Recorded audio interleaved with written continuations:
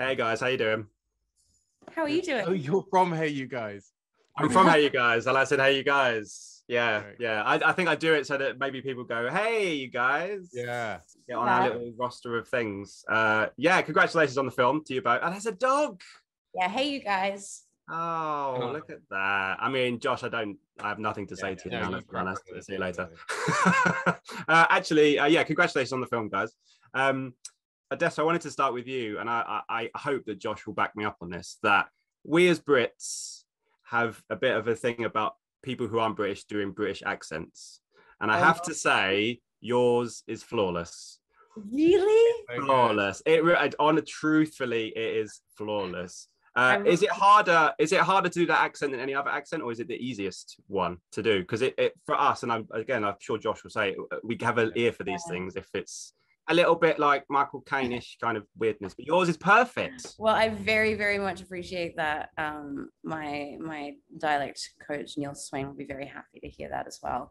It isn't, I mean, I wouldn't say that it's harder or easier than anything. I think that it is just very different. I'm very used to doing kind of the standard American accent because that's kind of, I've predominantly worked in the US, but when it came to kind of getting into the RP, if you will, it was really interesting because I had to stop myself from taking the Australian way out.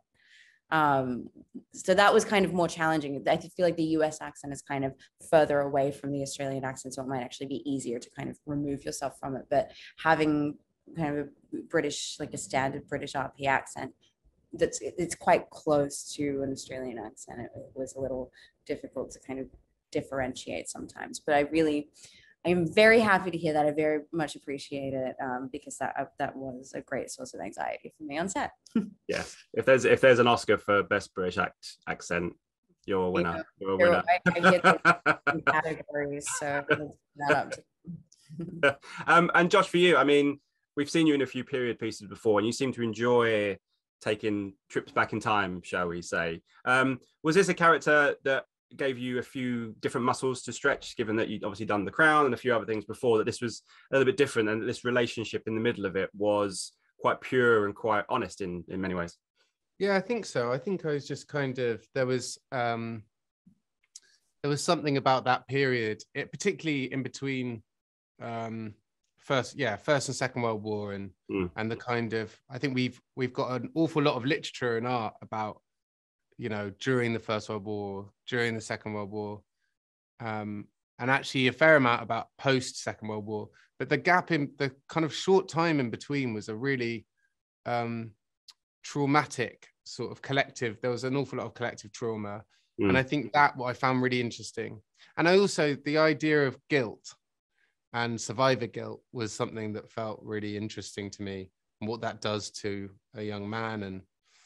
And then from a kind of more general point, I think mostly, you know, this is obviously Jane's story, and I think there's not an awful lot of stories told from the woman's perspective in that time, particularly a working class woman, and that felt interesting as well.